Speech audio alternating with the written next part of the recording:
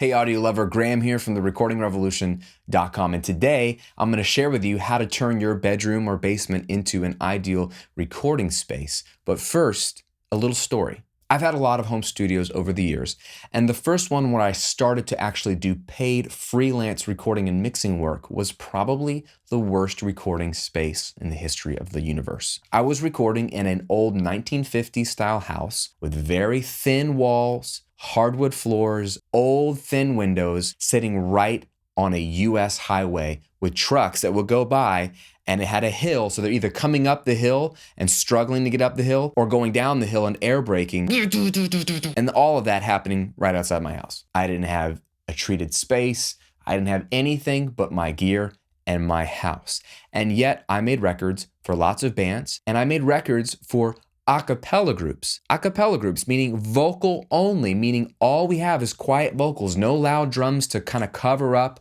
the noise outside. A very tricky situation, and yet we pulled it off. And what I want to share with you today is how you can do the same in your studio, because let's be honest, if you are watching this, chances are very high that you are not working in an ideal recording space. If you're at home, in your basement, bedroom, office, whatever, it was not built to be a recording studio.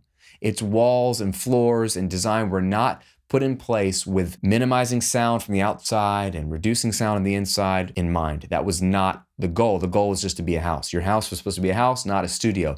And yet, the home studio revolution is taking over. How is it possible? How are people making great sounding records at home? Well, there are a few ways to do it, and I'm going to share with you 4 today. The first thing you have to remember is that if you have any bare walls in your room, which is very common, you need to get as far away from them as you can, because bare walls reflect sound. So if you are strumming an acoustic guitar and you're close to a wall, that sound is going to bounce off the wall and bounce back into your microphone. So your microphone will hear both the sound coming into it from the guitar and also the reflection. Think of a mirror, whatever. If you had a mirror on the side of your wall, any light that you see, anything you see in the mirror is light bouncing off. That's what's happening to your sound. There is sound bouncing off of everything in your room, and your microphone hears it all. So the closer you are to a wall, the higher the chance your microphone will hear that reflection. So this is so easy, but all you have to do is get as far away from the walls as you can. Now, if you have a wall that's covered with books, like a bookshelf, or it's got classic blanket hanging on your wall or a duvet, or you're going old school like that, that helps because that minimizes reflections. You can be a little closer to that wall, but get away from the bare walls. That is the most important thing. Sometimes that means getting in the center of your room. You have to be careful because sometimes in the center of your room, you can create these weird nodes where the sound just has a weird pocket or weird resonance. So you need to test it, but get as far away from your bare walls as possible, and you will minimize reflections. Now, the second thing you can do is understand that microphones don't have brains. They don't have brains. They're not like our ears. Our ears have a brain. So they're not just microphones on our heads.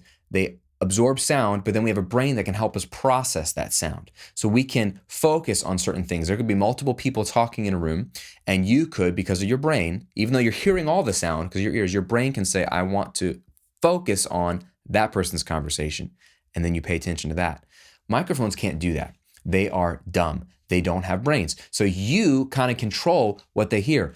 This leads me to the second thing you can do, which is get a little closer to your microphone. The microphone is going to hear everything that touches it, but whatever is loudest is what it's going to hear the most. And if you're closer to the microphone, that's what's going to be loudest, so that's what probably it's going to hear the most. One problem, though, with this is something called the proximity effect, meaning if you have a cardioid polar pattern on your microphone, which most microphones have, and you probably have, it's probably the default or the only one, the closer something is to that microphone, the more bass response it creates. So it can make it sound beefy. You need to keep this in mind. That could be a very good thing, or it could be a very bad thing. You can always roll some of this off with a high pass filter later to thin it out in the mix if you get too much bass response. But it's just something to keep in mind. The other thing is the closer you are to the microphone, the more variance the signal will have if you move a little bit. So for vocals, this can be tricky. Closer you are to the microphone, if you just bob your head, you'll have a all over the place vocals. So it's not my favorite to do on vocals, but for other things, you can get away with it sometimes and help the microphone hear only you and not the reflections. One other thing you can be doing to turn your bedroom into an ideal recording space is to use the back of the microphone. Let's think about this. Cardioid microphones, which most of you have, they pick up sound in the front. So if this is the vocal microphone, I'm singing into it, it's going to pick up sound primarily on the front. It's going to reject most of the sound primarily on the back. Use this to your advantage. So not only should you get close to the mic if you need to, or make sure your mic's away from walls, whatever is loudest in your room, whether it's a computer fan or a window with your people making noise outside, or it's just the air vent or your most reflective wall, whatever is the sound you want to reject the most, have the back of the microphone facing that.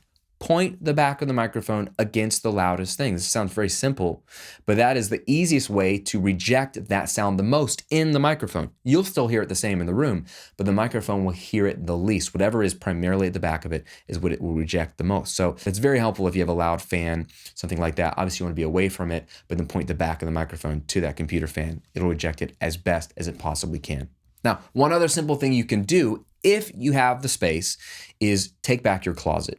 If you have a bedroom with any semblance of a walk-in closet, even if it's tiny, you can turn that into a vocal booth or recording booth. I've done this a lot. I used to do a lot of mobile recording. So I would fly to Boston or DC or wherever and record a band there. And we'd typically record in their basement or their house. I would be bringing the skill and the gear, and we would have to do some work in their house. And one thing I'd always do for vocals, if we had a chance, was to get into a closet. And what we need to do is make sure the closet is filled with clothes. Empty closet, no bueno. Closet full of clothes, very good. What that does is it absorbs sound. So all kinds of shirts, jackets, whatever you can hang up in that closet, that is absorptive material. Keep in mind, if you've got a shelf above it, typical closets also have a shelf, you got to stuff pillows up there. So literally what I do is I go down to the living room or wherever that is, and I grab couch cushions and I grab pillows off the beds and I shove them up on those shelves all around, because that's still reflective wall I need to cover up. And in essence, what I've done is turn that little closet into a very dead, very dry, very tight sounding vocal booth. This is great. If you can record all the instruments in your room and reject the reflective surfaces, get close to the mic, use the back of the mic. But if vocals you find you want to be a little bit further away from the mic and it's getting too reflective and it's just not working for you, find a closet you can take back, turn it into a vocal studio. You need nothing but clothes and pillows, and then you get a nice dry recording that you can keep dry or affect later in the mix. So 4 simple things. You don't need acoustic treatment. I haven't mentioned that because you don't need it to get started. Like I said, I made records that sounded great in a very reflective house. It is possible. It's all about mic technique. So you don't need acoustic treatment. You don't need a built-out space. You just need to start thinking about where you place the mic. So avoid walls. Get as far away from the walls as you can. Get up on the mic if possible. There are downsides to this. I mentioned the proximity effect. You can get away with a lot of stuff getting closer to the mic. You can always roll off low end later with a high pass filter, either on your preamp or later when you're mixing. Use the back of your microphone. The back of your microphone, if you're using a cardioid mic pattern, which most people are, rejects sound the most. So whatever's noisiest in your room, point the back of the mic to that. Number 4 is find your closet that you can take back, fill it with clothes and pillows on the shelves, and you have a beautiful vocal booth. If you can do those 4 things, you will get cleaner sounding recordings into your software, into your computer, into your interface, which means you'll have a better chance at making a cleaner, more accurate representation of your recording and your song later. Now, before you go, I want to give you something. I have a home studio gear guide for you. This is an entire document with all my best recommendations on equipment. So if you're still getting new to this recording thing, you want to figure out what to do in your space, what gear do you need? A lot of my students ask me for my personal opinion. I don't get paid to recommend any of this stuff. This is all gear that I actually own or I've used, or I like the companies and I respect what they do. So I've put together recommendations on microphones, audio interfaces, software, headphones, speakers,